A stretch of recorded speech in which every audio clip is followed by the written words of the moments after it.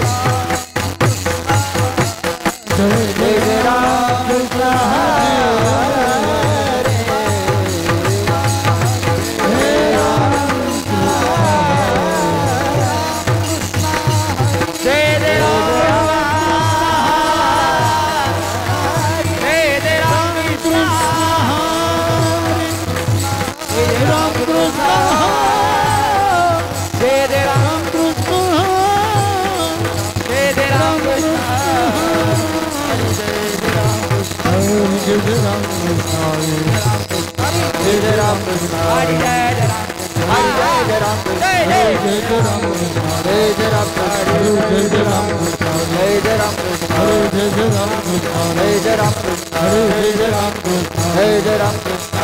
कृष्णा हरि जय राम कृष्ण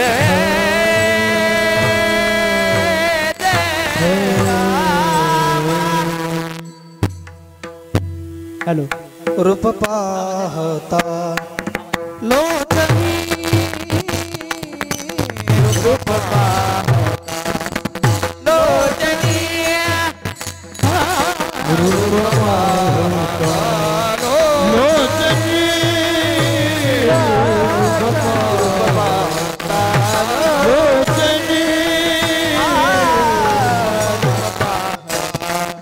लोचनी रूप पाहता लोचनी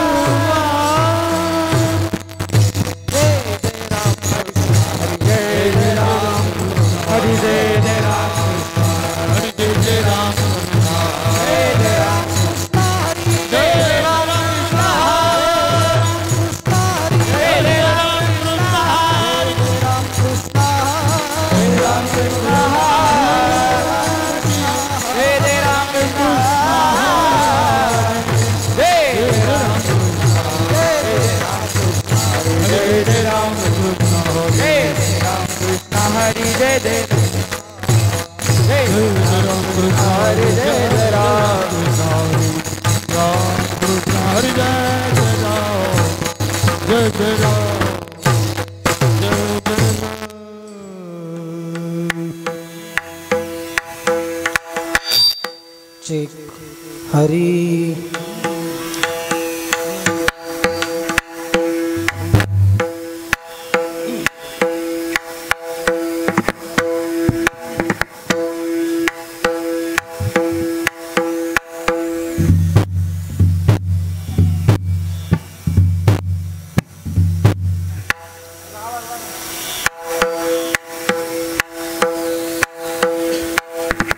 संत देवते संत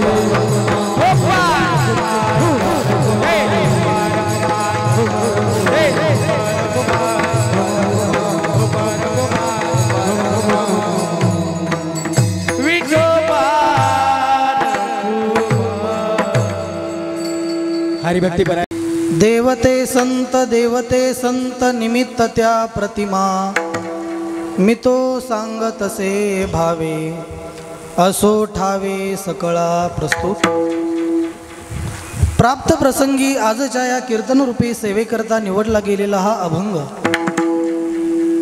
महान भगवत भक्त संत सम्राट विश्ववंद्य महाराष्ट्र भूषण एवं वारकरी संप्रदायाचे कलश स्थान असणारे जगद्गुरु जगतमान्य संत श्री तुकोबाराय यांचा हा 4 चरणाचा बहुतेकांच्या परिचयाचा आणि देव आणि संत यांचा अभेद प्रतिपादन करणारा हा अभंग आहे. विठ्ठला विठ्ठला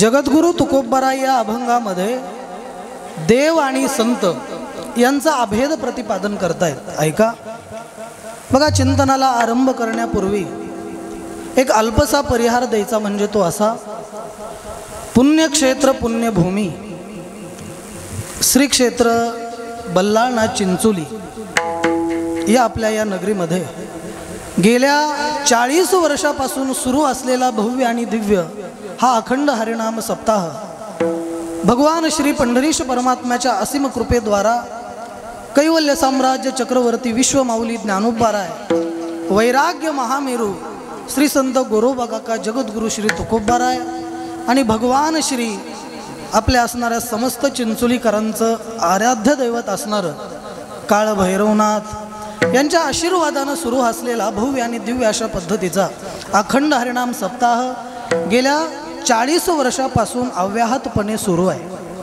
आणि मला असं वाटतं की या वर्षी थोडं चांगल्या पद्धतीचं रूप या सप्ताहाला आलेलं आहे असं मी ऐकतोय आणि पाहतोय. महाराष्ट्रातील सर्व असणारी मोठे गुणवान असणारे कीर्तनकार आपल्या या ठिकाणी उपलब्ध झालेत.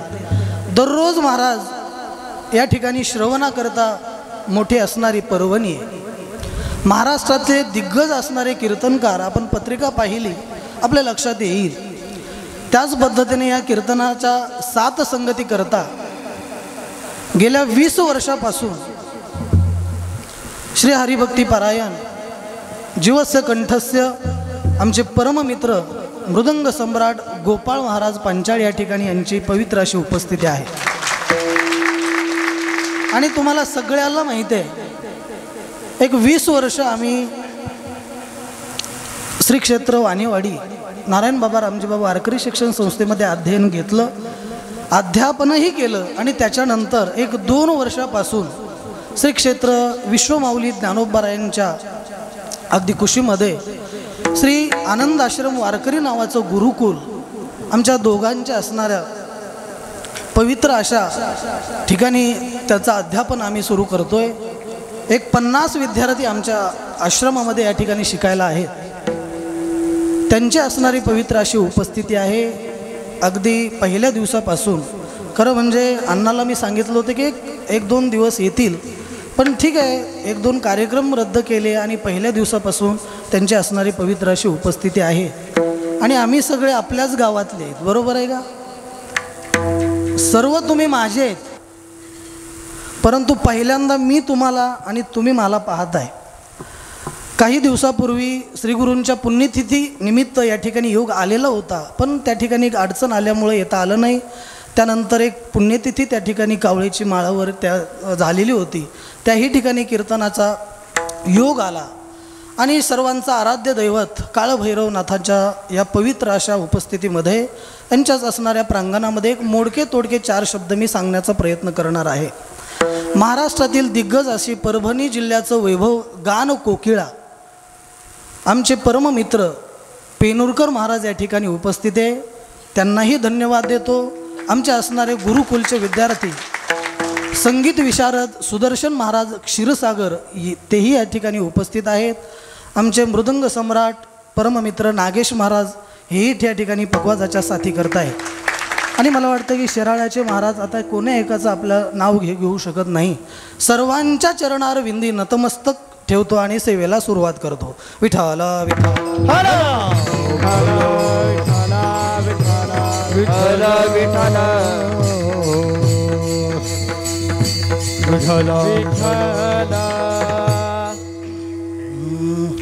सच्चिदानंद रूपाय विशोत्पत्त्यादि हेतवे तापत्रय विनाशाय श्रीकृष्णाय वयं नुमः।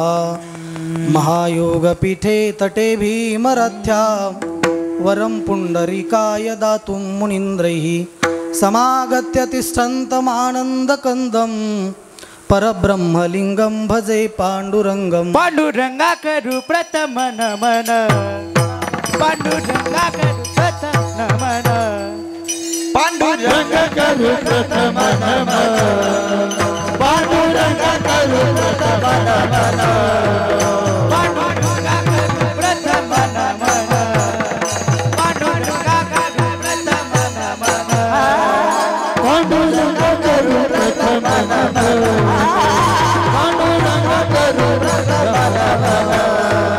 दुसरे चरणा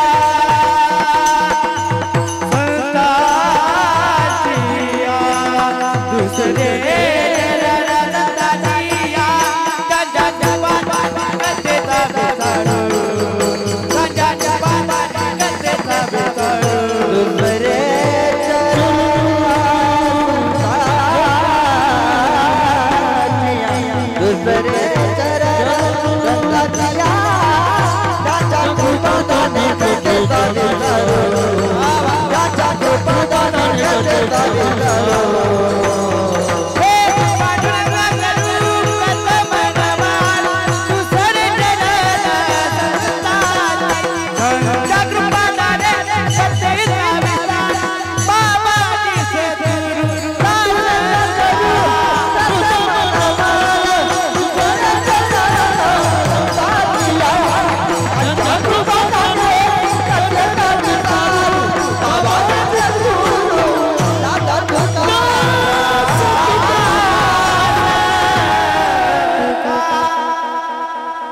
पांडुरंगा करू प्रथम नमन दुसरे चरण संतांचिया, त्यांच्या कृपादाने कथेचा विस्तारू बाबाजी सद्गुरु दास तुका। ओम नमो ज्ञानेश्वरा करुणाकरा दयाळा, तुमचा अनुग्रह लाधलो पावन झालो चराचरी। मी कळाकुसरी काहीच नेने, बोलतो वचने अति भाविक, तुमचा अनुग्रह लाधलो पावन झालो चराचरी। एका जनार्दनी तुमचा दास त्याची आस भरवावी, तुमचा अनुग्रह लाधलो पावन झालो चराचरी।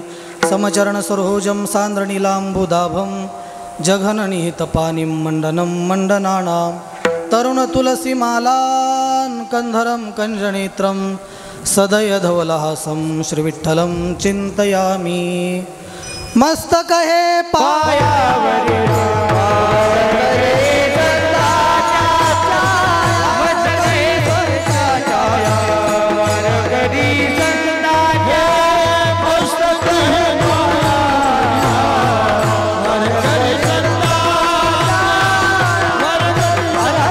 कहे पायावरी या वारकरी संतांचिया। देवते संत निमित्त त्या प्रतिमा, मी तो सांगतसे भावे असो ठावे सकळा। जगद्गुरु तुकोबराय या अभंगामध्ये देव आणि संतांचा अभेद प्रतिपादन करतायत।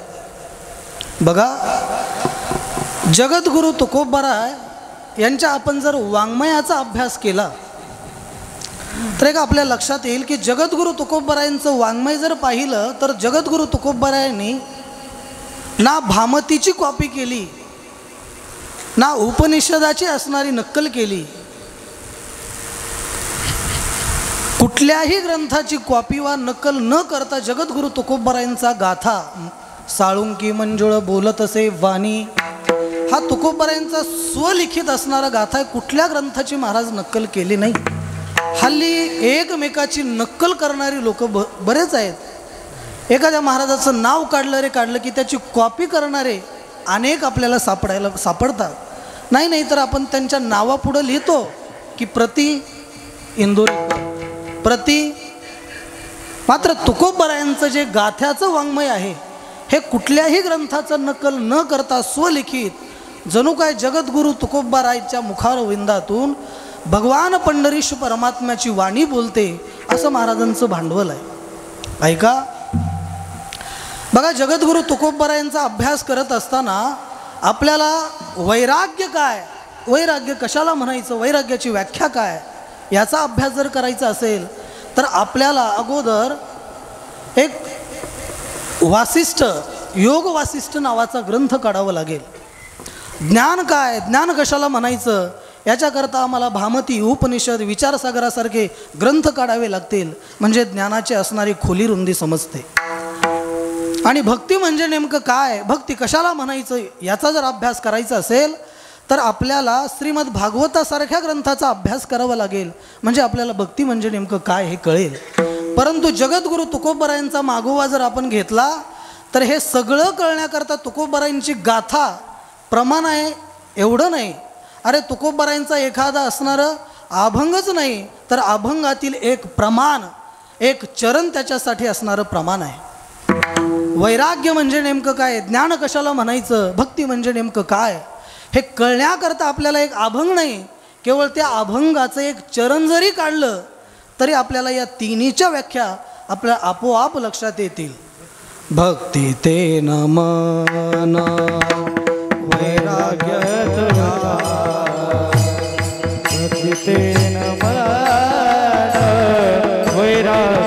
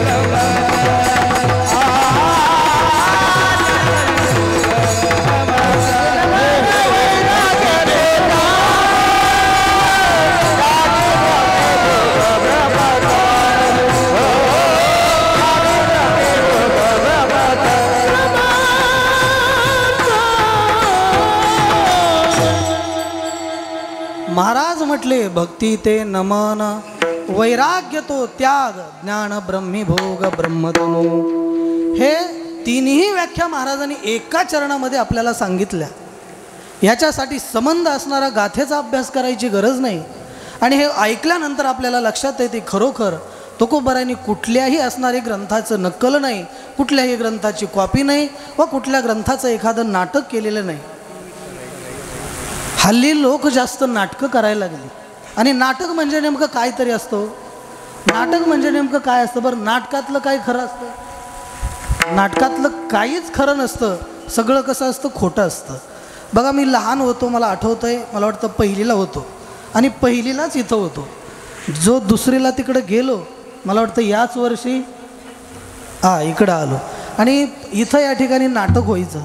आणि त्यावेळेस लहान असताना महाभारत नावाची सिरियल मालिका आणि रामायण एक सिरियल त्यावेळेस टी व्हीला लागायची. आता मोठमोठ्या टी व्ही आल्या, त्यावेळेस छोटी टी व्ही असायची. आणि बघत असताना मला वाटतं या ठिकाणी नाटकाचं आयोजन होतं, इथं कुठंतरी ओटा होता. महाभारताचं नाटक असं रंगलं, हे द्रौपदीचं वस्त्रहरण, अक्षरशः या सगळ्या महिलांच्या डोळ्यातून पाणी निघायचं. माय म्हटल्या द्रौपदी आता काय, द्रौपदीचं वस्त्रहरण चालू आहे, डोळ्यात अश्रुधारा व्हायला लागल्या. मलाही वाईट वाटलं, काय नेमकं पांडवांनी किती वनवास भोगला, काय द्रौपदी आहे. म्हणजे द्रौपदीच्या चरणारविंदी आपलं डोकं ठेवावं, नतमस्तक व्हावं, हा भाव माझ्या ठिकाणी तयार झाला. पहिलीला होतो. नाटक संपलं आणि नाटक संपल्यानंतर म्हटलं चला तरी त्या द्रौपदीचं दर्शन घ्यावं.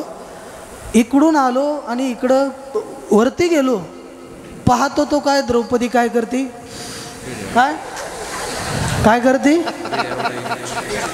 म्हणजे तुम्हाला पाठ आहे, द्रौपदीचं चांगलं फुरके मारायला चालू आहे.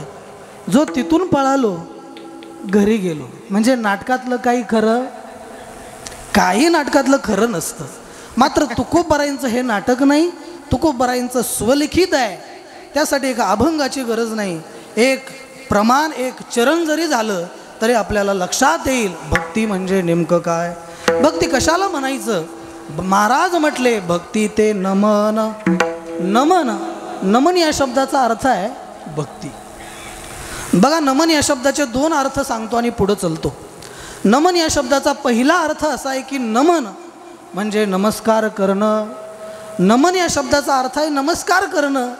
बघा, आपण भारतीय संस्कृतीमध्ये स्नान शौचादी कर्म झाल्यानंतर, स्नान शौचादी कर्म झालं, आपण ज्यावेळेस घराच्या बाहेर पडतो आणि आपल्याला जो जो जीव, जो जो व्यक्ती आपल्याला दिसतो त्याला त्याला आपलं हात जोडतो आणि काय म्हणतो, राम राम म्हणतो. कोण शरणात म्हणत असेल, कसं शरणात म्हणत असेल, कोण सलाम अलिकुम काहीतरी म्हणत असेल.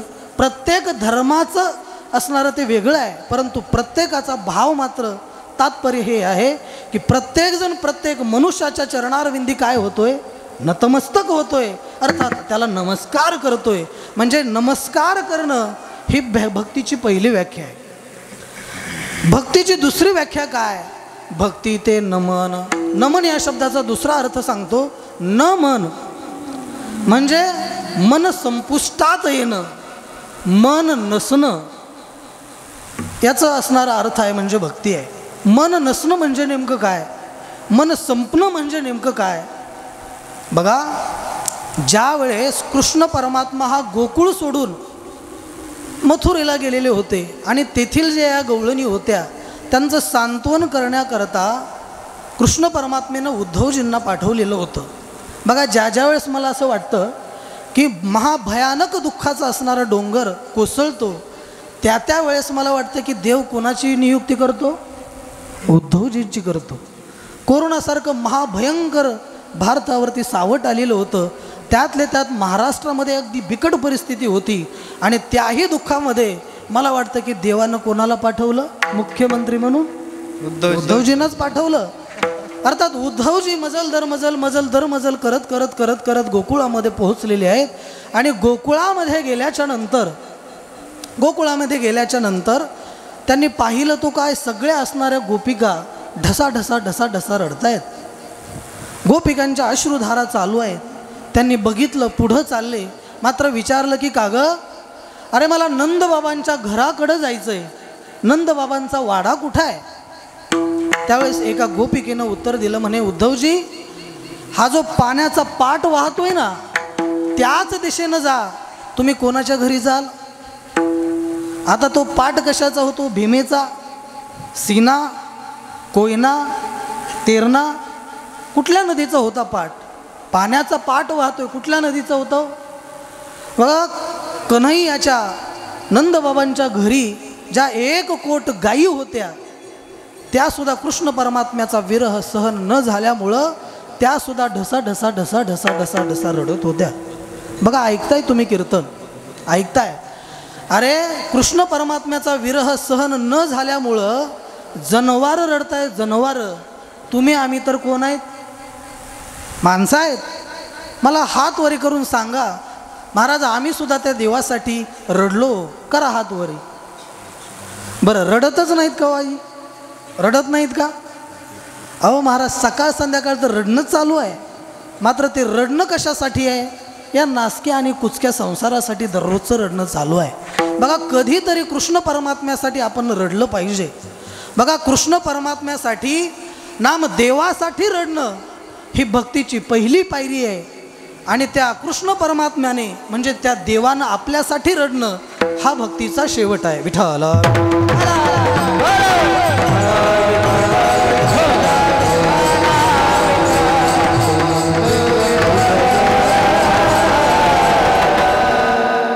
नेमकं आपण पहिल्या पायरीमध्ये बसतो का शेवटच्या? नाही, पहिली पायरी नाही आणि शेवटची नाही. रडगरानं मात्र चालू आहे. हे मात्र संसारासाठी आमचं रडगरानं चालू आहे. महाराज आपण कधीतरी त्या भगवान परमात्म्यासाठी रडलं पाहिजे. आणि रडत असताना ते जात असताना त्या गोपिकांना विचारतात की का गं नेमकं तुमचं रडण्याचं कारण काय? म्हणे अहो देव आम्हाला सोडून गेला. आणि विचारता काय? म्हणे अरे देव सोडून गेला म्हणजे नेमकं काय? अरे जिकडं पाहाल तिकडं कोण आहे? देव आहे. सर्वाघटी राम देहादेही सूर्यप्रकाशक सहस्ररश्मी विठ्ठल जळीस्थळी भरला. पाय तिकडे बाप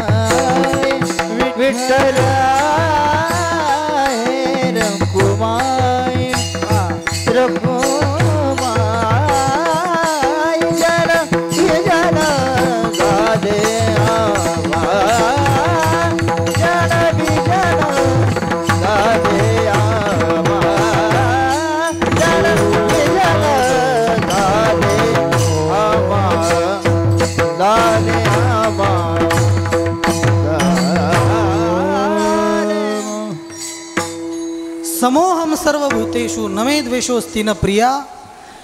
जिकडं पाहावं तिकडं स्वग सजातीय विजातीय भेद रहित असणारा परमात्मा आहे. मग तुम्हाला रडण्याचं कारण काय? त्या गोपिका म्हणतात की अहो उद्धवजी एवढा असणारा अवघड कृष्ण आम्हाला नको आहे. अरे ओंझळवर असणारं ताक दिलं नाही, ओंझळवर दही दूध तूप लोणी दिलं नाही, म्हणून छुम छुम छुम छुम छुम छुम छुम छुम नाचणारा कृष्ण आम्हाला पाहिजे. एवढा अवघड कृष्ण आम्हाला नको आहे. एवढा अवघड आम्हाला कृष्ण नको आहे. त्यावेळेस उद्धवजी म्हणतात की अगं गोपिका, अरे तुम्हाला कृष्ण पाहायचा असेल तर तुम्ही काय करा, तुम्ही फक्त डोळे बंद करा आणि तुमचं जे मन आहे त्या मनानं त्या कृष्ण परमात्म्याचं ध्यान करा. तो तुमच्या मनामध्ये आल्याशिवाय राहणार नाही. उद्धवजी म्हटले अरे गोपिका म्हणतात उद्धवजीला, अरे उद्धवजी, अरे कृष्ण परमात्मा जात असताना आमचं एकटा गेला नाही तर आमचं जात असताना मन सुद्धा घेऊन गेलेलं आहे. मनविरहित अवस्था आमची झालेली आहे. याचाच अर्थ असा आहे की मन संपुष्टात येणं, मन नसणं, भक्ती ते नमन, ही भक्तीची असणारी दुसरी व्याख्या आहे. बघा त्या गोपिकांची असणारी बरोबरी एक कबीरदास महाराज त्यांना बोलताना त्यांचं वर्णन करत असताना बोलतायत, कबीर कबीर क्या कहे जावे यमुना तीर, एक एक गौलन के प्रेम में बहवे कोट कबीर. गोपी गीतामध्ये तर सुंदर असं वर्णन केलेलं आहे बघा. अटते अथवा नन्ही काननं त्रुटियुगायते त्वाम पश्यता कुंतलं श्रीमुखंच ते जडउदीक्षता पक्ष्मकृदृशा दयतिधिकं जन्मना व्रजा श्रयत इंदिरा शाश्वतत्रयी. आटतीयत भवा नन्ही काननम त्रुटिर्युगायते त्वाम पश्यता. हे गोपींचं वर्णन आहे. म्हणजे भक्तीची पराकाष्ठा करण्यामध्ये जर अव्वल कोण असतील, मला वाटतं की भक्ती करण्यामध्ये अव्वल कोण असेल तरी आमच्या गोपिका आहे. भक्ती ते नमन, वैराग्य तो त्याग, ज्ञान ब्रह्मीभोग ब्रह्मतनु, देहाच्या निरासे पाविजेया काया. अर्थात वैराग्य, आपल्याला वैराग्य म्हणजे नेमकं काय, ज्ञान कशाला म्हणायचं, हे सगळं आपल्या एका चरणामध्ये सांगता येईल. म्हणे महाराज, तुम्ही हे सांगत असताना मनुष्य जन्म ज्यावेळेस एखादा जीव जन्माला येतोय, इथं आल्यानंतर प्रत्येकाचं गंतव्य स्थान नेमकं काय आहे, प्रत्येकाचं गंतव्य स्थान तरी नेमकं काय. इथं आल्यानंतर प्रत्येक माणूस कशाच्या मागं पळालेला आहे. प्रत्येक मनुष्याची इच्छा आहे, मला अमुक सत्ता भेटली पाहिजे, एवढे एवढे पैसे मला भेटले पाहिजे, अगदी सुखासाठी सुखासाठी आणि अहोरात्र सुखासाठी धडपड. सर्व सुखाची आशा जन्म गेला, सर्व सुखाची आशा जन्म गेला.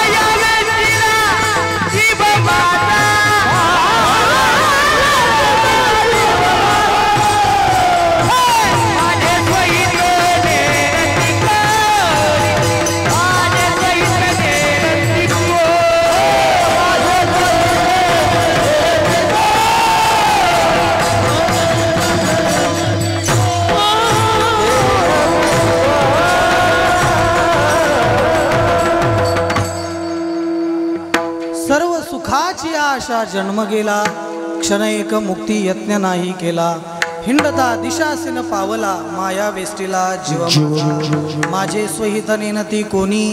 प्रत्येकाची धावपळ ही सुखासाठी आहे, प्रत्येकाची धावपळ पैशासाठी आहे, सत्तेसाठी आहे. महाराज अनेकदा सांगत असतो की या गोष्टींना पातिव्रत्यत्वच नाही. अरे सत्ता आज आली तर उद्या राहील का नाही सांगता येत नाही. पैसा आज आलाय, उद्या माझ्या खिशात असेल का सांगता येत नाही. मी बऱ्याचदा सांगत असतो, इथल्या इथं तुम्हाला एक उदाहरण सांगतो. आता कीर्तनानंतर महाराजाला नारळासोबत देतात. काय हो देतात, देणार बर. आता कोणाच्या खिशात आहे हो नेमकं, कोणाच्या, तुमच्याच. बर, थोड्या वेळ धरू. बरं, आता यांच्या खिशातलं जे काय पाकिट धरू आपण, ते 11च्या नंतर कोणाच्या खिशात असेल, माझ्या. बर, उद्या 11च्या नंतर ते पाकिट कोणाच्या खिशात असेल, पर्समध्ये. म्हणजे तिच्या म्हणताय, बरोबर. अर्थात तिच्या म्हणजे आले आता, पण बँकेच्या म्हणू आपण. म्हणजे पैसा यांच्याकडे आहे, त्याच्यानंतर 11च्या नंतर तो माझ्याकडे असेल, आणि माझ्याकडचा पैसा उद्या 11च्या नंतर कुठं बँकेत जातो का आणखी कुठं जातो काही सांगता येत नाही. म्हणजे पैशाला पातिव्रत्यत्वच नाही, सत्ता संपत्ती ह्या गोष्टींना पातिव्रत्यत्व नाही, परंतु आपली धडपड मात्र त्याच्यासाठी आहे. सगळा जन्म गेला, महाराज म्हटले, सर्व सुखाच्या आशा जन्म गेला, क्षण एक मुक्ती यत्न नाही केला. हिंडता दिशासीन पावला, माया वेष्टीला जीव माझा, माझे स्वहित नेनती कोणी. काहीच न करती मज वाचोनी, सज्जन जो सुखाची मांडणारी, हे असणारे सुखाचे असणारं अहोरात्र मात्र सुख आपल्या पदरामध्ये पडत नाही. निसोष्टी शतम शतिदशशतम लक्षम सहस्राधिपो, लक्षेश क्षितिपालताम क्षतिपती चक्रेशताम वांछती, चक्रेश सूरराज्यताम सुरपती ब्रह्मास्पदम वांछती, ब्रह्माश्चैव शिव हरिपदम आशायधिको गता. आशायम परमम दुःखम नैराश्यम परमम सुख. म्हणजे आपल्या जीवनामध्ये आशा ही सगळ्या असणाऱ्या दुःखाला कारणीभूत आहे. म्हणे महाराज, एक तास होतं नेमकं तुम्ही काय सांगताय आणि काच म्हणून तुम्हाला इथं बोलावलंय. मला वाटतं की असा प्रश्न काही तुम्हाला पडणार नाही, बरोबर आहे की नाही. कारण आपलं लेकरू आपल्या गावचं असलं, त्यानं काय चुकीचं बोललं काय, खरं बोललं काय, खोटं बोललं काय, तुम्हाला कसं वाटणार आहे. त्यामुळे मलाही चिंता नाही. खरं म्हणजे अनेक ठिकाणी कीर्तन करतो, पण आजचं कीर्तन थोडं थोडं वेगळंच आहे. बरोबर आहे, सगळे मला नौखे चेहरे जे दिसायला लागले एक 7-8 सोडलं तर, आणि गाव तर आपलंच आहे. ठीक आहे, आता आपली सुरुवात झालेली आहे. बघा, महाराज म्हटले की हे असणारे सगळं आशेमुळं आपल्याला हे आपल्या जीवनामध्ये दुःख आपल्या जीवनामध्ये पदरामध्ये पडतं. मग हे पडल्यानंतर नेमकं आपल्याला थांबायचं आहे कुठं, आपल्या जीवनामधलं गंतव्य स्थान काय, नेमकं आम्ही कशाला पाहिल्यानंतर सांगा महाराज. आम्हाला पाहिल्यानंतर आमच्या जीवनाचं सार्थक व्हावं लागेल, आम्हाला कुठं जावं लागेल.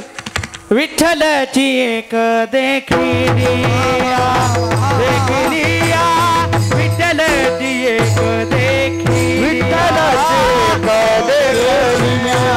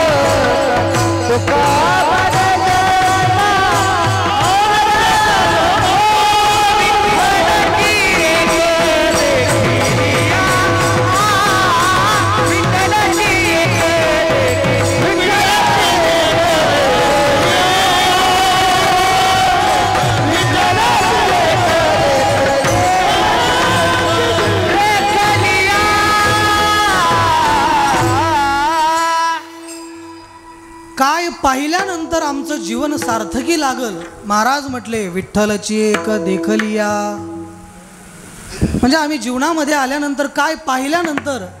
एक जण म्हटला महाराज आम्ही जर काश्मीरमधलं पहलगाम पाहायला गेल्यानंतर काय होईल. बर, आम्ही त्या एअर इंडियामध्ये विमानामध्ये बसून आम्ही लंडनला जाऊ का. तो म्हटला अरे तू पाहशील न पाहशील, पण तुला पाहण्याकरता आम्हाला पाहण्याकरता तू काय करशील, आम्हाला पाहण्याकरता तू मात्र राहणार नाही. मग काय कर, विठ्ठलाची एक देखलिया.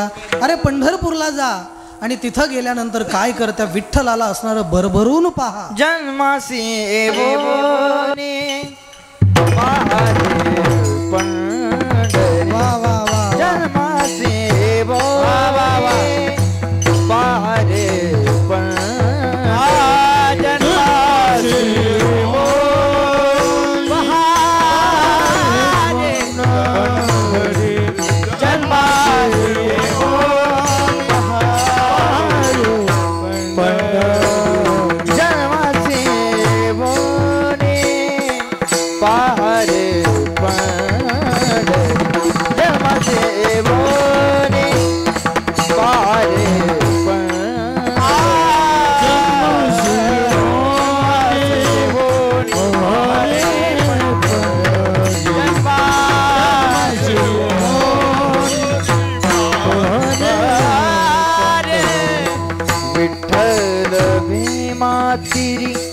विठ्ठल भीमा तिरी उभा असे जन्मासी एवोनी पाहरे पंढरी, जन्मासी एवोनी पाहरे पंढरी, विठ्ठल भीमा तिरी उभा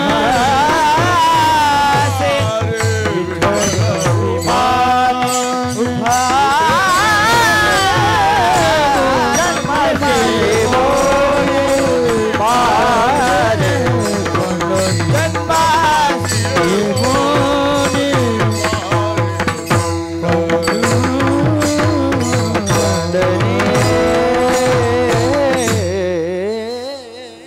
काय म्हटले महाराज, जन्मासी येवोनी पहारे पंढरी. विठ्ठल तुका म्हणे जन्म आल्याचे सार्थक, विठ्ठलची एक देखलिया. म्हणे त्या विठ्ठलाला डोळे भरून पहा, तुमच्या जन्माचं असणारं सार्थक झाल्याशिवाय राहणार नाही. बघा एक चिंतन, एक 5 मिनटं ऐका.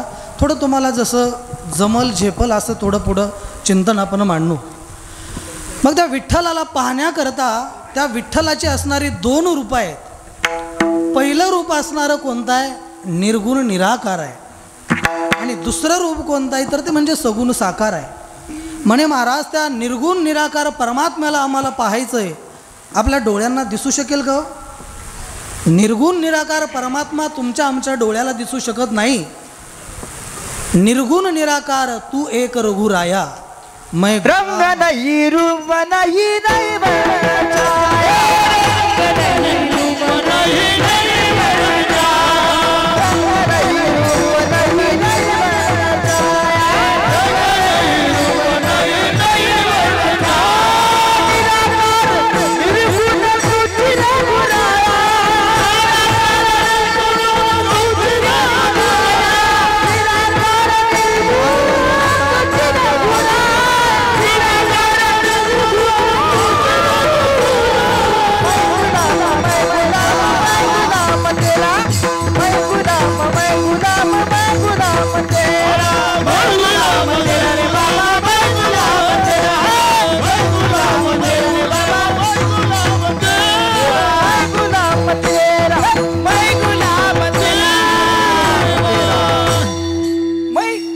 वा. या सर्वांसाठी एकदा जोरदार टाळ्या वाजवा. धन्यवाद. रंग नाही रूप नाही नाही वर्ण छाया निर्गुण निराकार तू एक रघुराया. अरे तो निर्गुण निराकार असल्यामुळं तुमच्या आमच्या डोळ्याला दिसू शकत नाही. मग महाराज आम्ही जर त्याला परमात्म्याला निर्गुण निराकार पाहत नसू तर मग आमचं जीवन हे व्यर्थ गेलं का हो? ऐका. म्हणे अरे निर्गुण निराकार परमात्मा तुम्ही आम्ही पाहू शकत नाही. दुसरं रूप आहे ते म्हणजे सगुण साकार. अरे ते सगुण साकार असणाऱ्या परमात्म्याला तर आपण पाहू ना. बघा सगुण साकार परमात्म्याला सुद्धा तुम्ही आम्ही पाहू शकत नाही. बघा विचारसागरामध्ये एक पहिल्या नंबरला एक माया आहे, दुसऱ्या नंबरला अपंचीकृत पंच महाभूत आहे, तिसऱ्या नंबरला अपंचीकृत पंच महाभूत आहे, चौथ्या नंबरला हे जग आहे. मग माया कुठं आणि हे जग कुठं? जग मात्र तुमच्या आमच्या डोळ्याला दिसू शकतं. मग परमात्मा जर एवढ्या खाली जर आला, परमात्मा एवढ्या जर खाली येत असेल तर मात्र त्याला दोष उत्पन्न झाल्याशिवाय राहणार नाही.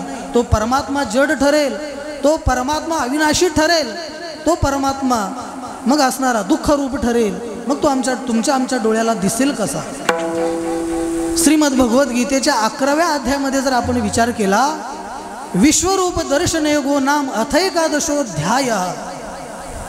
श्रीकृष्णाचं रूप अर्जुनाला दिसलं का हो? विराट दर्शन रूप असणारं दिसलं नाही.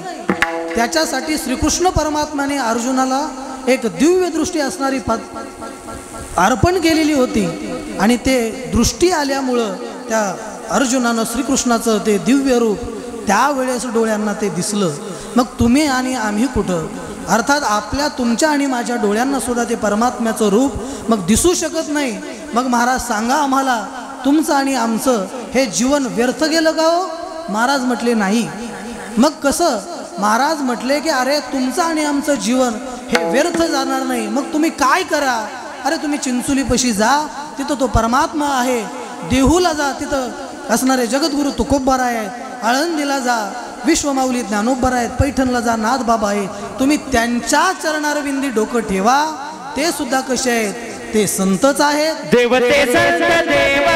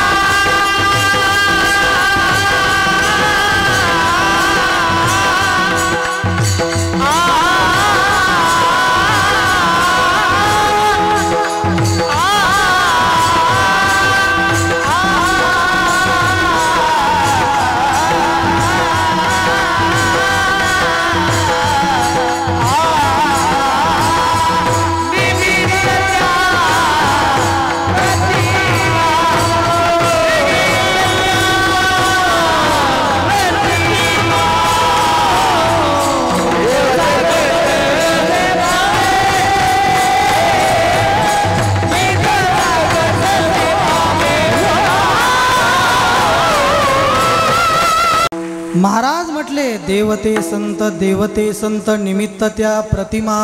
म्हणजे संत महात्मे त्यांच्या चरणारविंदी तुम्ही डोकं ठेवा. म्हणजे देवते संत, जे देव आहेत तेच कोण आहेत? संत आहेत. आणि जे संत आहेत तेच कोण आहेत? तर ते सुद्धा असणारे देव आहे. बघा, यांच्यामध्ये औपाधिक भेद आहे, वास्तव भेद नाही. भेदाचे दोन प्रकार आहेत, एक औपाधिक भेद आहे आणि दुसरा असणारा वास्तव भेद आहे. म्हणजे यांचा औपाधिक असणारा भेद आहे. बघा, आपण ज्या ठिकाणी इथं बसलोय, ज्या ठिकाणी बसलोय ते त्याच्या खाली जर आपण गेलो तर सगळं असणारं काय आहे? पाणी आहे. पाणी आहे. परंतु पाणी जर असेल तर त्याचं प्रत्यक्ष पाहायचं जर असेल तर आपल्याला कुठं जावं लागेल? विहिरीकडं जावं लागेल किंवा एखाद्या बोरकडं जावं लागेल. बघा, गाईच्या संपूर्ण अंगामध्ये दूध आहे, परंतु त्या दुधाची उपलब्धी कुठं आहे? ज्या पद्धतीनं स्तनामध्ये आहे. संपूर्ण असणाऱ्या समुद्रामध्ये मीठ आहे, परंतु त्याची उपलब्धी जर कुठं असेल तर ती असणाऱ्या खाडीमध्ये. हे असणारे वायरिंग वगैरे याच्यामध्ये एक वीज आहे, परंतु या विजेची उपलब्धी जर कुठं असेल तर याच्यासाठी मोठमोठ्या बल्बकडे पाहावं लागेल.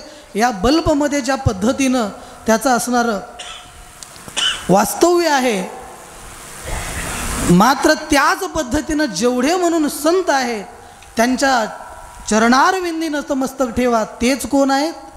प्रत्यक्ष रूपानं तेच असणारे देव आहेत.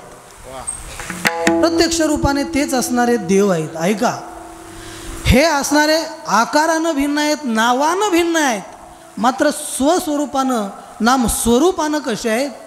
एकच आहेत. बघा, थोडं तुम्हाला समजेल असा दृष्टांत सांगतो.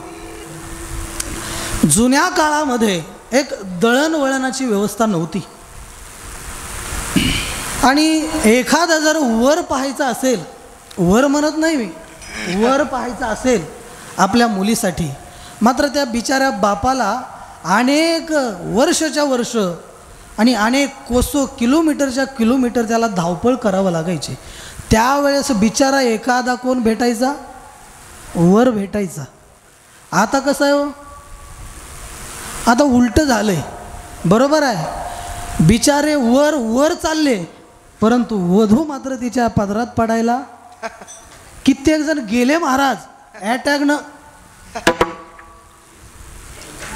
अनेक मोर्चे पाहतो मी. सोलापूर जिल्ह्यामध्ये एक मोर्चा निघाला. कशाचा? बायको.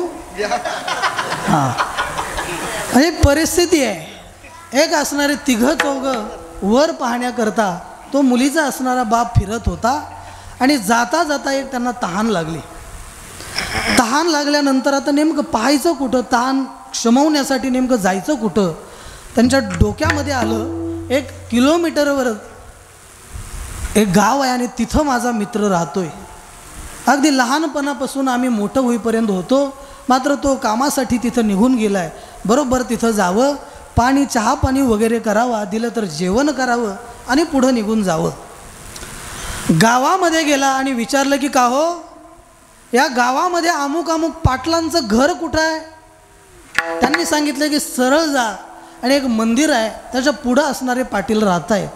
ठरल्याप्रमाणे त्या घरामध्ये गेले. पाहतो तो काय माझा मित्र आहे.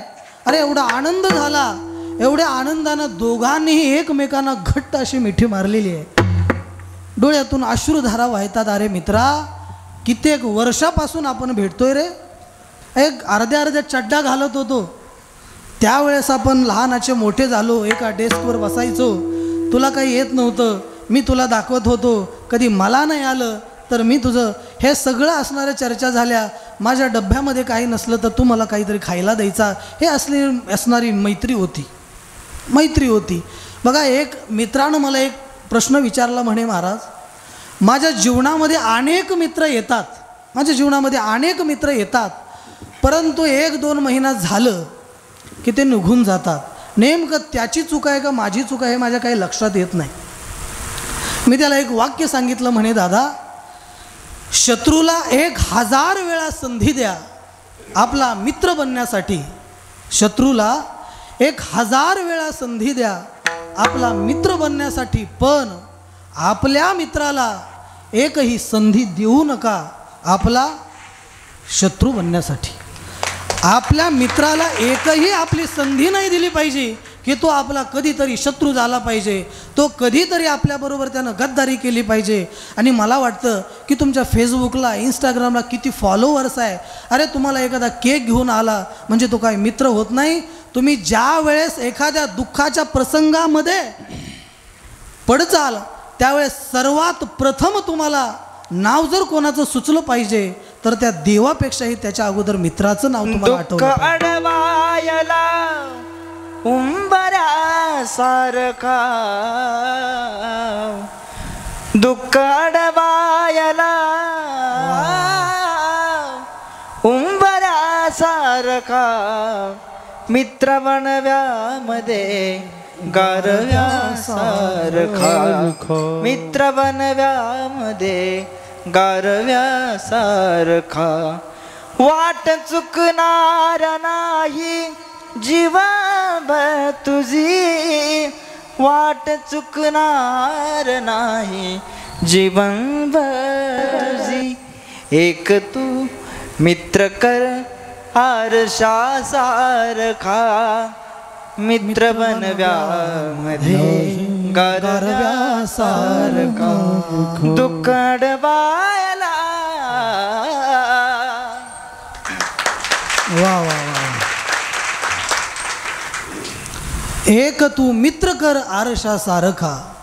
अर्थात दुःखाचं डोंगर तुमच्या डोक्यावरती कोसळल्यानंतर आपल्याला पहिल्यांदा जर कोणाचं नाव आठवलं पाहिजे तर आपल्या असणाऱ्या जिवलग असणाऱ्या सख्याचं ना मित्राचं नाव आठवलं पाहिजे. अरे डोळ्यातून घळघळ घळघळ घळघळ अश्रुधारा वाहत आहेत. अरे कित्येक वर्षानं आपण भेटतोय. बैठकीला बसले आणि अक्षरशः रोष होता, ऊर्जा आलेली होती. कित्येक वर्षानं मित्र भेटला होता. एक मोठ्यानं तार सप्तकामध्ये हाक मारली. अगं कोणाला? बायकोला. कीर्तनामध्ये सुद्धा तुम्हाला कोण आठवतात? बायकाच आठवतात. आठवल्याही पाहिजे, बरोबर आहे का? कीर्तनामध्ये सुद्धा आठवल्या पाहिजे. बघा नेमकं कसं आहे, आपण कीर्तनामधचा आपण या ठिकाणी आढावा घेतला. बहुसंख्या मतदान कोणाचं आहे हो? माझ्या माता भगिनींचंच आहे. माता भगिनींचं याचं. बरं यांचंच चालतं महाराज, तुमचं आमच्यापेक्षा यांचंच घरामध्ये चालतं नाही का?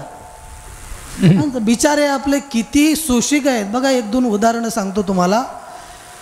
बघा आता मला वाटतं की एक 27-28 तारखेला एक सण होऊन गेला. कुठला हो?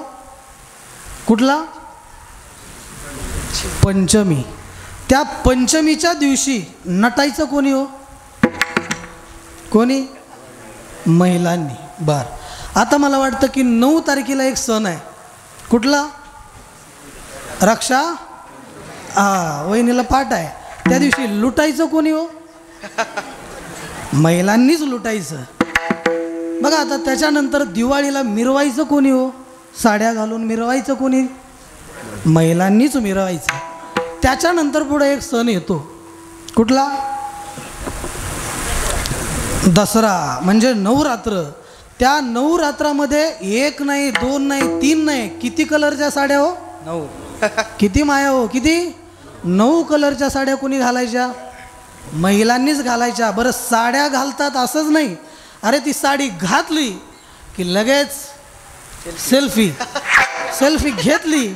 इंस्टाग्राम, फेसबुक, व्हॉट्सॲप, DP सगळं स्टेटस असणारं त्या कलरच्या साडीचंच. एखादी जर साधारण पद्धतीची मुलगी असलीच, कॅमेऱ्यामध्ये फोटो काढला आणि थोडा काळा सावळा फोटो निघालाच. पूर्वी काय व्हायचं, त्या इंस्टाग्राममध्ये कॅमेऱ्यामध्ये काढायचं, बरोबर आहे. त्याच्यानंतर मोबाईल थोडा अपडेट झाला. कुठला ॲप आला? कुठला? हां स्नॅपचॅट. आता स्नॅपचॅटच्या नंतर सुद्धा एक ॲप आला. कुठला भैया? रेमिनी. त्याच्यामध्ये तर माणूस ओळखू सुद्धा येत नाही बघा. म्हणजे एवढा असणारा कलर एकदम चकाचक चकित गोरा करतोय, जणू का आता सर्फेक्स साबणामध्येच 2 दिवस होता काही. म्हणजे 9 रात्र 9 कलरच्या साड्यासुद्धा कोणाला? आमच्या महिलांनाच आहेत. महिलांनाच आहेत. आणि यांच्या म्हणजे पुरुषांच्या नावाला फक्त एकच सण आहे. कुठला? शिमगा. काय बोंबलायचं नुसतं नाही का? एवढा सण आहे. म्हणजे किती शोषिक आहे. सगळे सण वार सुद्धा तुमच्याच नावावर आहे. बरं बघा अजून किती शोषिक आहेत. तुम्हाला आणखी एक पुढं उदाहरण सांगतो.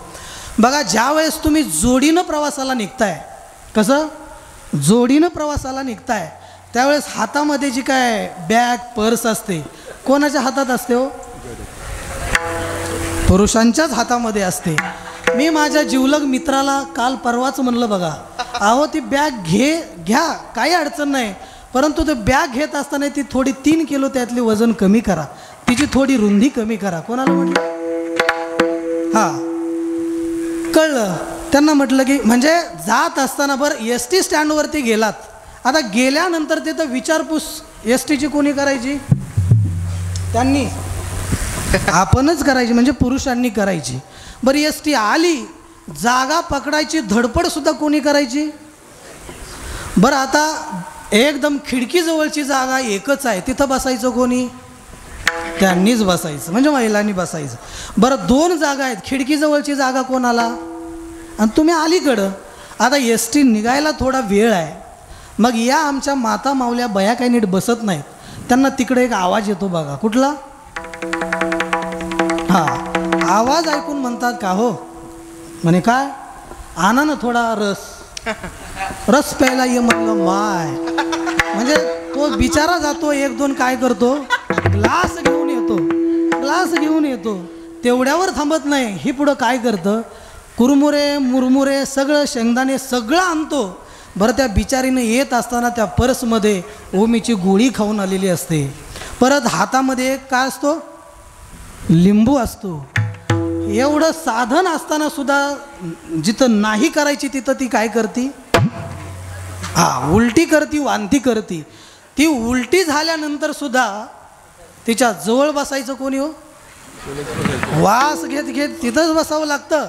बघा, तेलंगणामध्ये माझं काल्याचं कीर्तन होतं, आणि सांगत असताना एक बाबा उठला कीर्तनामध्ये, आणि उठल्यानंतर तो म्हटला, महाराज नुसतं बसावंच नाही लागत, कवा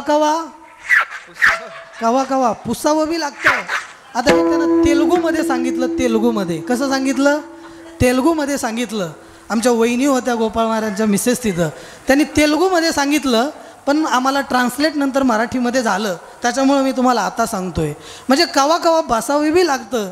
प्रवास झाला महाराज, पाहुण्याच्या घरी गेल्याच्या नंतर जर तुमच्या घरचे पाहुणे असतील महिलांच्या, तर आल्यानंतर घराच्या बाहेर आल्यानंतर तुम्हाला तिथं कशी बोलायची अक्कल नाही, हे कोणी ऐकावं लागतं?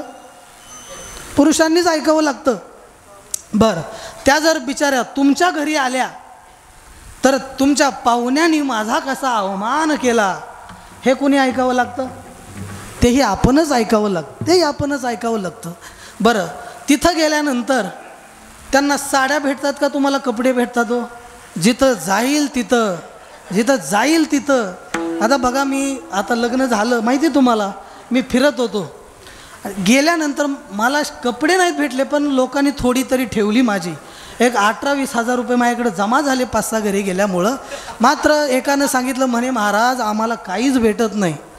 बरं, मला एक सांगा, एका गुराख्यानं म्हैस कितीही उधळायला लागली, कितीही त्रास दिली, शेवटी कुठं आणावी लागते? कुठं? कितीही त्रास देऊ द्या, कुठं आणावी लागते? हां, मी जनावराचं सांगतो बरं का उदाहरण. मग तसं हे कुठं गेले आणि किती त्रास दिला तर शेवटी कुठं आणावे लागतं? बरं, घरी आल्यानंतर बॅग जी बाया आपटती खाली, आणि आल्यानंतर म्हणते की मी इथून पुढं तुमच्याबरोबर येणार. म्हणजे एवढं सोसल्यानंतर सुद्धा हे सुद्धा कोणाला ऐकावं लागतं? म्हणजे सांगा बरं, तुम्ही किती असणारे सोशिक आहेत का नाही? किती सोशिक आहेत महाराज. बघा, आता मला जरा असं वाटायला लागलं की माझ्या कीर्तनामध्ये थोडे आहेत माणसं जीवन, म्हणजे थोडा फवारा दिला म्हणजे थोडं चिंतन सांगायला आम्हाला मोकळी होती. विठाला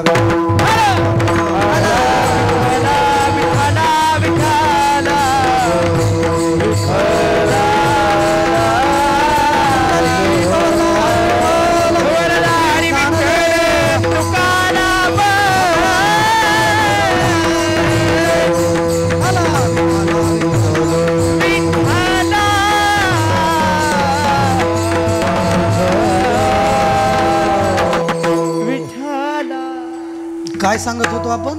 कीर्तन. काय कीर्तन? वा, म्हणजे आहे तुम्ही कीर्तनामध्ये. ज्या वेळेस त्यानं एक तार सप्तकामध्ये सांगितलं, अगं काय पाहतेस काय, 4 कप चहा घेऊन ये. हा आवाज ऐकल्यानंतर तेवढ्या स्वराचा आवाज तिकडून आला मधून.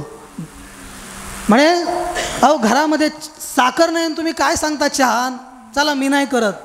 ऐकल्यानंतर त्यानंही तेवढ्याच आवाजामध्ये रिटर्न आवाज दिला. म्हणे अगं आपल्या घरामध्ये जे डुक्कर आहे, गाढव आहे, मांजर आहे ते टाक आणि चल घेऊन ये चहा. 2 मिनिटामध्ये त्या ट्रेमध्ये 4 कप आलेले आहेत. आता कप आल्यानंतर त्याच्या लक्षात येईना, अरे काळभैरवनाथाचा उत्सव आमच्या गावामध्ये आहे आणि अशा दिवसामध्ये आम्ही कसा पिवा बरं, कसा प्यावा चहा. पुढं ट्रे जातोय. दुसरा म्हणतो की म्हणे मित्रा माफ कर, मी चहा काही घेऊ शकत नाही असं मी म्हणत नाही, ते म्हणत होते ते सांगतोय. तो म्हणतोय की आमच्या गावामध्ये थोडा कार्यक्रम सप्ताह चालू आहे आणि थोडं जागरण झाल्यामुळं माझ्या उष्णता आली, त्यामुळं तोंडाला आल्यामुळं मी चहा काय करतोय, चहा घेत नाही. दुसरा म्हटला की मित्रा अरे 7-8 महिन्यापूर्वी आमची आई वारली आणि आई वारल्यामुळं मी चहा काय केला मी पाळलाय. तिसरा म्हटला मी तर पितच नाही. चौथा म्हटला की मी दूध घेतो. त्याच्या लक्षात येत नव्हतं की मी एवढ्या मोठमोठ्यानं वरडत होतो, तिकडून रिवर्स घेर येत होता. तोपर्यंत काही बोलले नाहीत. मग त्यांच्या लक्षात आलं की नेमकं घोडं पेंड खातंय कुठं. त्याच्या लक्षात आलं. म्हणे अरे गाढवानो, अरे 6 तारखेला माझे असणारं लग्न झालेलं आहे आणि त्या लग्नामध्ये रुकवत म्हणून जे काही साखरेचे घोडे, उंट, मांजर, हत्ती हे जे साखरेचे आलेले आहेत, आता घरामध्ये साखर नसल्यामुळं मी काय केलं, ते असणारं साखर त्याच्यामध्ये ते टाक. मग मला तुम्हाला विचारायचा प्रश्न सांगा की घोड्याचं टंगडं तोडून खाल्लं काय आणि डुकराचं शेपूट खाल्लं काय, कसं लागेल हो? कसं गोडच लागणार आहे. साखरेच्या म्हणतोय मी. डुकराचं तंगडं तोडून खाल्लं काय आणि वाघाचं, कुत्र्याचं शेपूट खाल्लं काय, कसं लागेल, गोड लागेल, कारण ते साखरच आहे. मग मला सांगा, हे आकारानं भिन्न आहे, हे आकारानं भिन्न आहे का नावानं भिन्न आहे हो?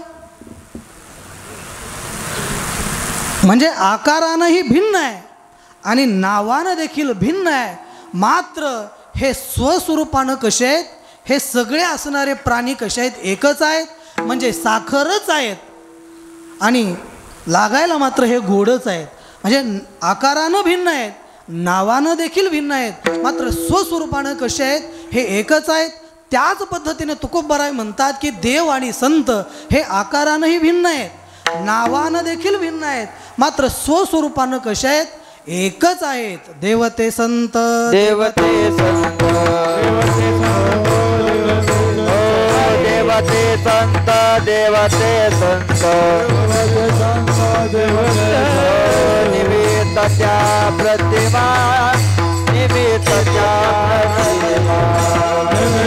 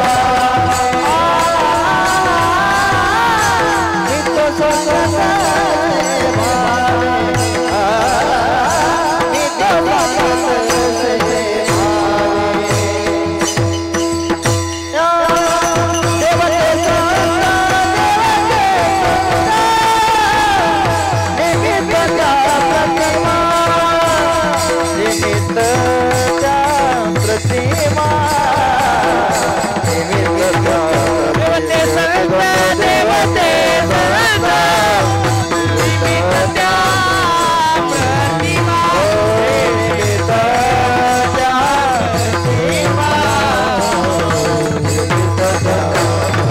निमित्त त्या प्रतिमा देवते संत निमित्त त्या प्रतिमा. हे आकाराने भिन्न आहेत, नावाने देखील भिन्न आहेत, मात्र स्वस्वरूपानं कशा आहेत? देवते संत निमित्त त्या प्रतिमा. बघा, तार्किकाला देव आणि संत यांचा अभेद प्रतिपादन करायचं असेल तर त्यांना युक्तीच्या द्वारे सांगावं लागेल. एखाद्या साधकाला सांगायचं तर त्यांना प्रमाणाच्या द्वारे सांगावं लागेल, आणि आमच्या संतांना जर सांगायचं असेल तर त्यांना अनुभवाच्या माध्यमातून सांगावं लागेल. देवते संत निमित्त त्या. एक युक्तीच्या द्वारे सांगणं म्हणजे नेमकं काय? बघा, ज्या वेळेस असणाऱ्या गोकुळामधील असणाऱ्या गवळणी कृष्ण परमात्म्याच्या असणाऱ्या खोड्याला त्रस्त झालेले आहेत, आणि एक एक गवळण यशोदा मैयाकडे जाते आणि सांगते की अगं बघ, तुझं असणारं कार्ट अमुक अमुक पद्धतीची खोडी करतंय. दुसरी गवळण जाते आणि सांगते की अगं बघ, तुझा कृष्ण परमात्मा माझ्या असणाऱ्या अंगणामध्ये जी रांगोळ काढलेली आहे त्या रांगोळीवरती दुसरी रांगोळ काढतोय. म्हणे असं कृष्ण परमात्मा हे ऐकल्यानंतर कृष्ण परमात्मा हा ऐकतोय घरामध्ये आणि बाहेर येतोय आईच्या शेजारी, आणि त्या गवळणीला म्हणतोय की गवळणी, खोटं बोलायचं नाही. असंच का? कॉपी करायची म्हणजे आपल्या जवळचंच आहे ते. कृष्ण म्हणतोय की गवळणी, खोटं बोलायचं नाही, कॉपी करायची नाही. मला माहिती की तुम्ही कुठून आलात, तुम्ही असणारे कुणीतरी कान भरवलेत, त्यामुळं माझ्याकडं आलात. अशा पद्धतीचा आळ घेत नाही. यशोदा मैया म्हणतात की का गं, असं थोडं सरकवते, काय बांगड्या सरकवते, आणि म्हणते त्यांना की का गं, अरे ज्या डेऱ्याला माझ्या कृष्ण परमात्मा हात लावतोय त्यातील तुमच्या डेऱ्यातील दही दूध तूप लोणी कधी संपत नाही, हे मात्र तुम्ही मला कधी सांगायला नाही आलात. हे औदार्य असणारं कृष्ण परमात्म्याचं आहे. हे देव झाले. संतांच्या बाबतीत जर झालं, ज्या वेळेस तुकोबरायांच्या जीवनामध्ये एखादी गवळण जर पाण्याचा हांडा आणत असेल आणि तुकोबरायांनी पाहिल्यानंतर तुकोबराय त्यांच्या कमरेवरचा अलगद हांडा घेत आहेत आणि त्यांच्या घरी असणारा हांडा सुपूर्द करतायत. एखादी महिला जर बंडल घेऊन आलेली असेल, ओझं होतंय, जळण घेऊन एखादी आलेली असेल, ओझं होते, त्यावेळेस स्वतः तुकोबराय तो असणारं जळण सर्व हातामध्ये घेतात, त्यांच्या घरामध्ये नेऊन ठेवतायत. एकीच्या घरचं असणारं तेल संपलं म्हणून तुकोबराईकडे गेली. म्हणे, तुकोबा जी आईसाहेब, अहो माझा असणारा पाय थोडा दुखतोय, म्हणून तुम्हाला माझी विनंती आहे, ही कॅटली घ्या आणि गावातील तेलाच्या घरी जा आणि तिथून तेल तेवढं घेऊन या. तुकोबराय गेले, तेल घेतलं, या आईसाहेबांना सुपूर्द केलं. बरं, यांच्या घरामध्ये मात्र दररोज दळण चालू होतं. दळण म्हणजे समजलं? दळण चालू होतं. दळण म्हणजे काय बघा, ऐका. त्यांच्या नेमकं घरामध्ये जे पतिदेव होते त्यांचं पोट दुखत होतं. गावातला दवाखाना दाखवला, मुरुड, लातूर, पुणे, मुंबईपर्यंत गेले, मात्र त्यांचं पोट दुखायचं काही थांबत नव्हतं. ज्या दिवशी घरी आणलं, मित्र त्याच्याकडे गेला. म्हणे, का रे, नेमकं तुझं पोट तरी दुखतंय कधीपासून आणि केव्हा दुखतंय आणि नेमकं होतंय तरी तुला काय? अरे मुंबईपर्यंतचे दवाखाने अरे उलते पालते केले, तुझं पोट नीट व्हायला तयार नाही, नेमकं झालंय काय? म्हणे, मित्र खरं सांगू का, हा तेच विचारायला आलोय. कारण गुह्यम आख्याती गुह्यम पृच्छाती हे जर आपण कोणाला सांगतो, 1 नंबरला बायको आणि 2 नंबरला मित्र, तो मित्राला सांगतोय की बघ ऐक. म्हणे, ज्या वेळेस आपल्या मित्रानं 4 व्हीलर ज्या दिवशी गाडी घेतली ना, ते पेढे खाल्ले आणि त्या दिवशीपासून मला काय व्हायला लागलंय, पोट दुखतंय माझं. नेमकं महाराज असंच आहे. एखाद्याच्या घरी तुम्ही गेलात, वास्तुशांतीला गेलात आणि पूजा झाल्यानंतर प्रसाद खाल्ला, तुमचं पोट दुखायचं कारण काय हो? काहीच कारण नाही. अरे त्याला आरामानं सांगे की अरे मित्रा वा, अरे तू एवढे दिवस कष्ट केलेच, भलं मोठं तू बंगला बांधलायच, ठीक आहे, तुझ्या बंगलामध्ये कधी पाऊस आला, माझं घर वाहून गेलं, एक दिवसाचा तर तू निवारा देशील का नाही? अरे नाही निवारा दिला, एखाद्या उन्हाळ्यामध्ये मी तुझ्या असणाऱ्या सावलीला, घराच्या सावलीला तर मी थोडा वेळ बाज टाकून बसू शकतो का नाही? पण नाही महाराज, याच्या विरुद्ध आहे. बघा जगामध्ये, महाराष्ट्रामध्ये जेवढी लोक दुसऱ्याच्या सुखानं असणारी सुखी नाहीत, तेवढी लोक दुसऱ्याच्या सुखानं दुःखी आहेत. बहुतांश असणारी लोक दुःखी जर काय आहे तर दुसऱ्याच्या सुखानं असणारी दुःखी आहे, दुसऱ्याच्या असणारं. त्यावेळेस तो सांगतोय की नेमकं बरं ठीक आहे, नेमकं डॉक्टरनं नेमकं खायला काय सांगितलं आहे? म्हणे हलकं हलकं सांगितलं आहे. बायकोला म्हटला की का गं हलकं हलकं मला डॉक्टरने सांगितलं आहे. बरं, हा विज्ञानाचा शिक्षक होता. बायको म्हटली मग नेमकं हलकं काय करू? त्यानं सांगितलं जा एक बकेट भरून घेऊन ये. पाण्याची बकेट भरून ती बिचारी घेऊन आली. म्हणे आता पुढं तो दगड घेऊन ये. तिनं दगड आणला. आता काय करू? घाल म्हणे माझ्या डोक्यात. अरे त्या बकेटामध्ये सोड. बकेटामध्ये सोडला. बघ म्हणे दगड हलका आहे का पाणी हलका आहे? काय हलका आहे? पाणी हलका आहे. बरं, आता या पाण्यावरती काय कर, तू थोडं तेल टाक. तेल. आता नेमकं तेल हलका आहे का पाणी हलका आहे? तेल. आता या तेलावरती तू काय कर, मला दररोज थोडे थोडे थोडे थोडे काय कर, भजे भजे भजे. हां, दररोज 15 दिवस नाही महिनाभर भज्याचं जेवण चालू होतं. अरे महिनाभर जातोय, मात्र त्या कॅटलीतलं तेल संपायला तयार नाही. बिचारीला अचंबा वाटला, आश्चर्यचकित झाली. म्हणे अरे ही कॅटली आणल्यानंतर अगदी 6 दिवसामध्ये माझं तेल संपतं. ज्यावेळेस ती गावामध्ये चर्चा करायला लागली की अरे तुकोबरायांच्या ज्या कॅटलीला स्पर्श झाला आहे त्या कॅटलीतलं तेल कधी संपत नाही, आणि माझ्या कृष्ण परमात्मानं ज्या डेऱ्याला हात लावतोय त्यातील दही दूध तूप लोणी कधी संपत नाही. सांगायचा मुद्दा आहे की तार्किकाला देव आणि संत हे पटवून देण्याकरता कशाचं असणारं सांगावं लागेल, त्याला युक्तीच्या माध्यमातून सांगावं लागेल. त्यावेळेस त्यांना पटलं जातं. साधकाला प्रमाणानिशी आणि एखाद्या असणाऱ्या संतांना अनुभवाच्या द्वारे सांगावं लागेल. त्यावेळेस महाराजांना म्हणतात की देव आणि संत एकच आहेत, हे त्यांना पटल्या जातं. बघा संप्रदायपूर्वक मधलं भजन, आणि अगदी 2 मिनटामध्ये आपण सेवेला थांबणार आहेत. आणि आमचे परममित्र आदरणीय श्री हरिभक्तीपरायण मृदंग सम्राट गोपाळ महाराज पांचाळ यांचं आम्ही एक विनंती केली आमच्या पेनुरकर महाराजांनी. आणि हे जे चॅनल आहे पुण्यवाणी नावाचं, या दादाने की थोडं गोपाळ महाराजांना एक 2 स्तुतीपरणं वाजवायला लावू, म्हणून आपण मधलं भजन एक 5 मिनटामध्ये सेवेला पूर्णविराम, आणि एक 5 मिनटं महाराज या ठिकाणी वादन करणार आहेत. अरे चला, सर्वांना विनंती आहे, 1-1.5-2 तास तुम्ही सर्वजण बसलात, अगदी 1-2 मिनटं सगळ्यांनी हात वरती करा सर्वजण. वट्ट्यावर कट्ट्यावर इकडं तिकडं बसलेले सगळ्यांना विनंती आहे, अगदी 2 मिनटं भजन करतोय, सर्वांनी हात वरती करा सर्वजण.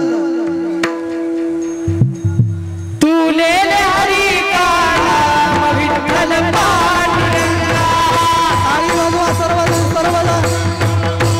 विठ्ठल पांडुरंगा. तुले हरी का नाम विठ्ठल पांडुरंगा.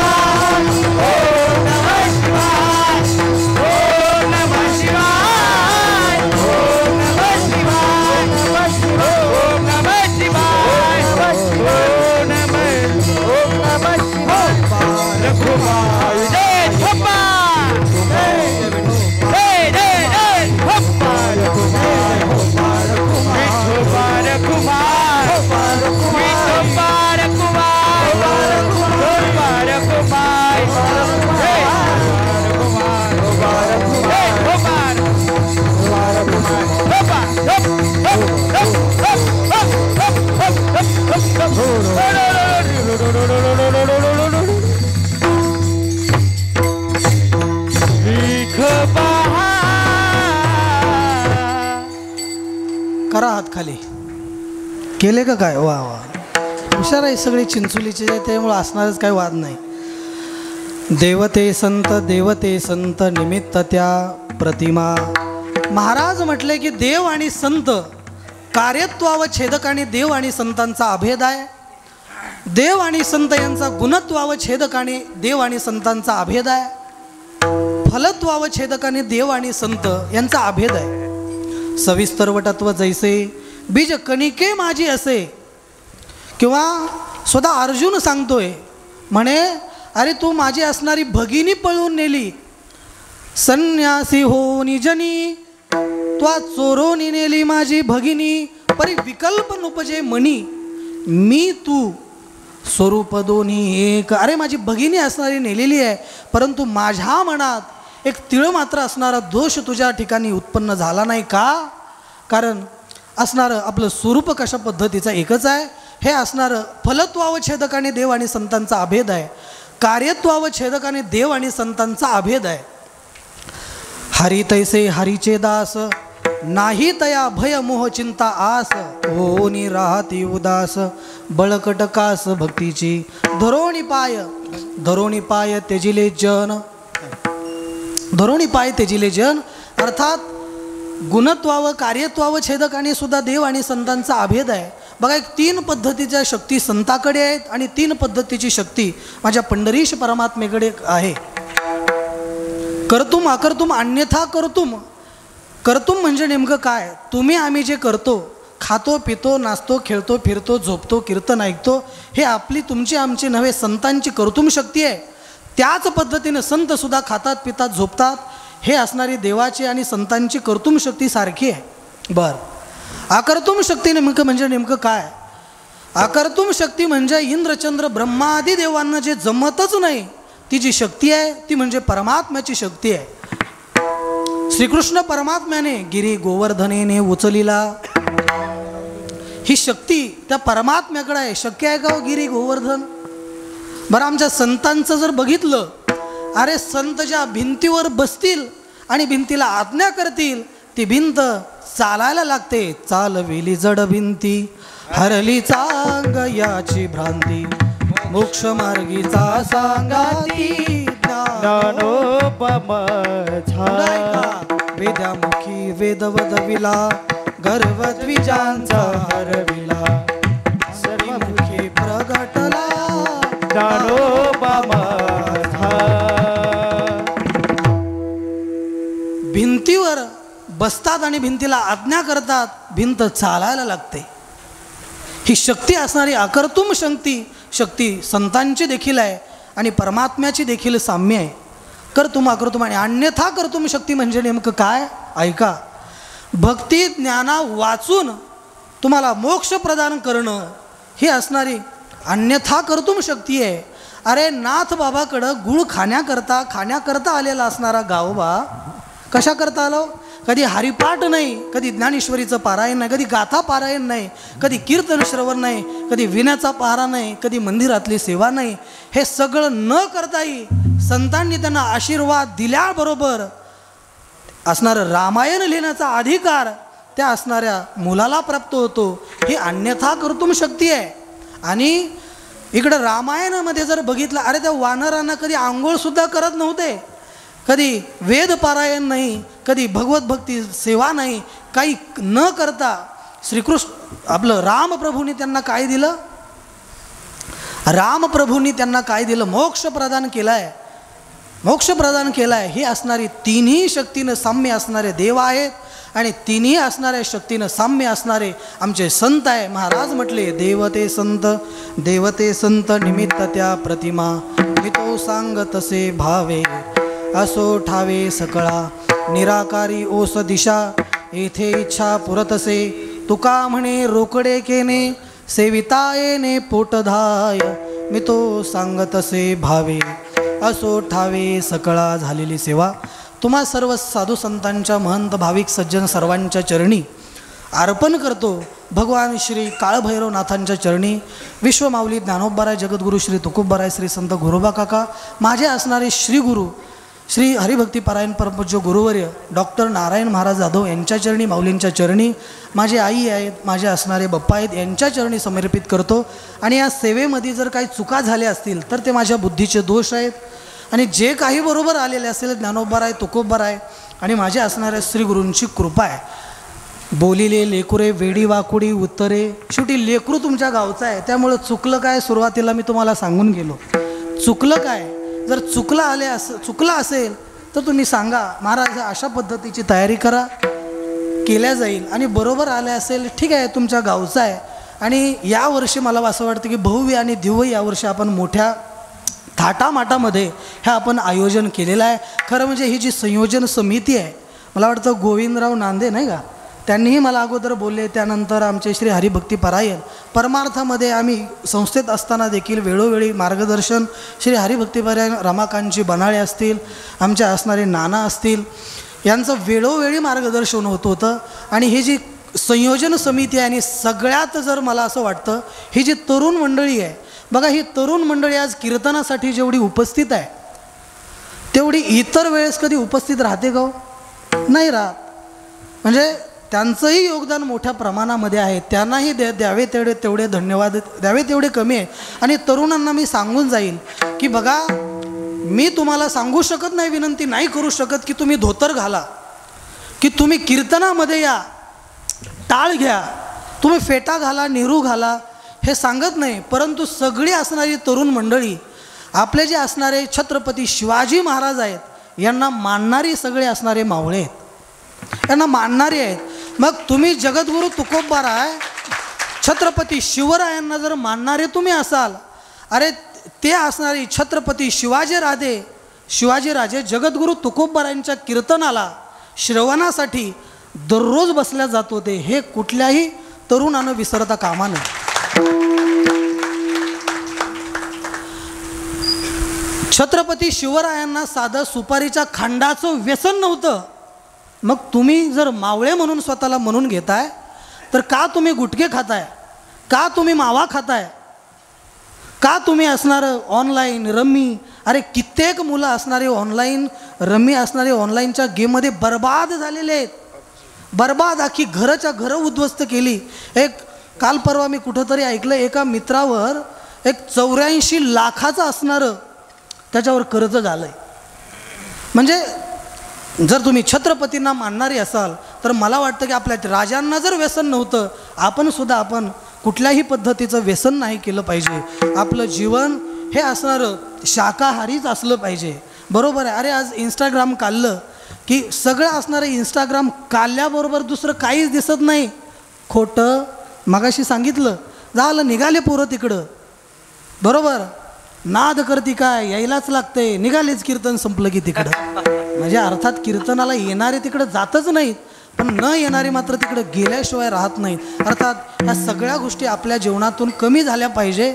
तर मला असं वाटतं की आपला असणारा संसार, आपलं असणारं गाव हे सकुटुंब झाल्याशिवाय राहणार नाही.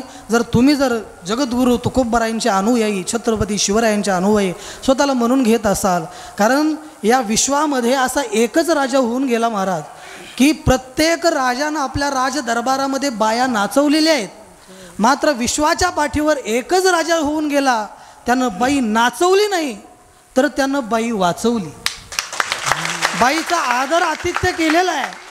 अरे रांझ्याचा पाटील आपला होता, मात्र त्याचा चौरंग केला, हे आपल्या प्रत्येक मावळ्यांना विसरता कामा नये. सांगण्यासारखं आणखी बरंच आहे, आपली वेळ झालेली आहे. एक 5 मिनिटामध्ये महाराजांचं वादन या ठिकाणी होणार आहे. जर पुन्हा आणखी सांगतो की हे असंच तेवत आपला सप्ताह झाला पाहिजे. बघा आम्ही महाराष्ट्राच्या बाहेर कर्नाटक, तेलंगणा अनेक ठिकाणी जातो, तुम्ही सर्वजण ऐकून आहेत. आणि हे करत असताना अशाच पद्धतीचा सप्ताह आपला झाला पाहिजे. आणि बघा तुमच्या घरी गेल्यानंतर बट मागणारा पाहिजे, नको म्हणणारं मला असं वाटत नाही की कोणी देणार नाही. 500 द्या, पुढच्या वर्षी 500चे 1000 करा. महाराष्ट्रातले जेवढे बलवत्तर बलवान महाराज आहेत, मोठमोठे महाराज आपल्या गावामध्ये आले पाहिजे आणि त्याचा आनंद मला वाटतं की आपण स्वतः घेतला पाहिजे. याच्यासाठी या मंडळींनाही तुम्ही पाठबळ द्या. कारण कसं असतं माहिती आहे का, करणारी मी आता लहान होतो, लहानाचा आता मोठा थोडा झालो आहे. इकडे एक आपण सप्ताह करत होतो मोठं नियोजन होतं. त्याच्यानंतर तो बंद आहे काय मला माहीत नाही. त्यानंतर दत्त मंदिरातला कार्यक्रम झाला. तिथंही मला वाटतं हरिभक्तीपरायण रमाकांत अण्णा यांच्याकडं ते नियोजन होतं. पुढं का नेमकं बंद झालं हेही मला माहीत नाही. परंतु हे कायम चाललं पाहिजे. कारण चांगल्या असणाऱ्या कामाला अरे नावं ठेवणारी भरपूर आहेत. नावं ठेवणारी भरपूर आहेत. अरे 11 रुपयाची पावती फाडतात. महाराजाच येऊ नाही पाहिजे, भोंगाच तिकडं लावला. ह्यो गायकच नव्हता पाहिजे, तो चोपदारच नव्हता पाहिजे, हे सिस्टीमच दुसरी पाहिजे. अरे तू पुढं ये, तू स्वतः कर. अरे नावं ठेवणं महाराज सगळ्यात सोपं आहे. ज्यावेळेस आपण करायला जातो त्यावेळेस आपल्याला नोया एकल्याचा खेळ मनोनी मेळ वेळविला. मला वाटतं की या कार्यक्रमापुरतं तरी 8 दिवस प्रत्येकानं आपली जी काय पद प्रतिष्ठा आणि जी काय राजकारणाचे वेगवेगळे पक्षाचे चप्पल आहे हे आपण बाहेर सोडलं पाहिजे आणि सगळ्या पक्षांनी एकत्रित या ठिकाणी नांदलं पाहिजे. तर हा आपला भगवंताचा उत्सव आपण आराध्य दैवत मानतो. त्यावेळेस ख्याती याची होती. पण अलीकडं आम्ही जर सांगितलं की आमच्या गावी असं असं दैवत आहे, आजकाल लोकांना माहीत नाही. परंतु ज्यावेळेस हे मंदिर बांधलं त्यावेळेस महाराष्ट्रामध्ये तिकडं खूप ख्याती होती.